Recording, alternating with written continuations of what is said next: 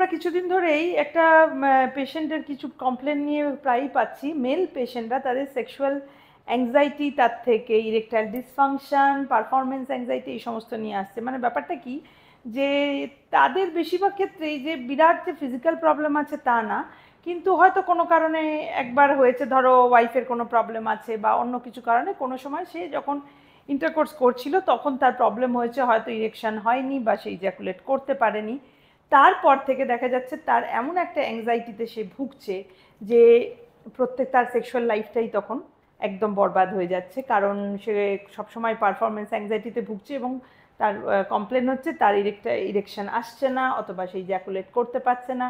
অথচ দেখা যাচ্ছে তাকে যদি জিজ্ঞাসা করা যায় যে সে অন্য সময় যখন তার এই অ্যাংজাইটিটা থাকে না, বেশিরভাগ ক্ষেত্রে যার ছেলেরা যখন নিজেরা ট্রাই করে, যেমন ম্যাস্টারবেট করতে পারে, তখন কিন্তু পারছে,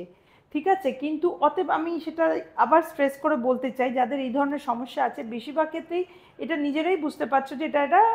একটা mental anxiety, back of the মাইন্ডে কিছু একটা অ্যাংজাইটি চলছে, সেই ক্ষেত্রে হচ্ছে এরকম। বা যখন অনেক সময় ওয়াইফ বলছে যে এরকম তোমাকে এই দিনে ইন্টারকোর্স করলে তবে আমাদের বাচ্চা আসবে বলে, এই রকম যে একটা শর্ত দিলেও অনেক সময় এরকম একটা অ্যাংজাইটির চান্স ছেলেদের মধ্যে বাড়তে থাকে। তো তখন তাদের কিন্তু সেক্সুয়াল লাইফটাতেই প্রবলেম হয়ে যায়, যে একটা কনজুগাল লাইফ তারা মেনটেন করতে পারে না, ভেরি আনফর্চুনেট। বাট সমস্যার সমাধান আছে, এক্সপার্টের কাছে যদি দেখাও, আর যদি তুমি একটা সাইকিয়াট্রিস্টের কারো ওপিনিয়ন নাও, সবসময় ওষুধ লাগবে তা না, বাট কিছু কাউন্সেলিং করলেও কিন্তু এর থেকে তুমি ইমপ্রুভ করতে পারবে। এছাড়া কিছু কিছু ব্লাড টেস্ট, কিছু কিছু হেলথ প্রবলেম চেক আপ, এগুলো আমরা করে দেখি, যদি এগুলো কোনো কারণ থাকে তো সেগুলোতে কিন্তু